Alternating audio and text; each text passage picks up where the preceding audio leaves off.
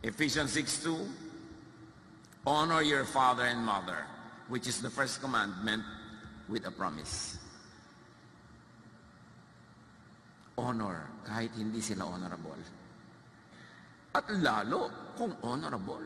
Itrato nyo ang matatanda sa pamilya nyo kung paano nyo gusto itrato kayo ng mga bata ngayon na sila ang tatanda at kayo magiging hukluban. So paano nila kayo itatrato? What example do you show them? Pero mga anak, whether or not, naging napakabuti ng mga magulang nyo or not, outdo them in doing good. Higitan nyo ang ginawa nila sa inyo. Higitan nyo ng mabuti. Kasi Diyos naman ang nakakaalam. Diyos ang nakakabatid. At Diyos ang nagpaparusa sa hindi marunong tumanaw. Diyos naman ang nagbibigay ng pagpapala sa marunong tumanaw.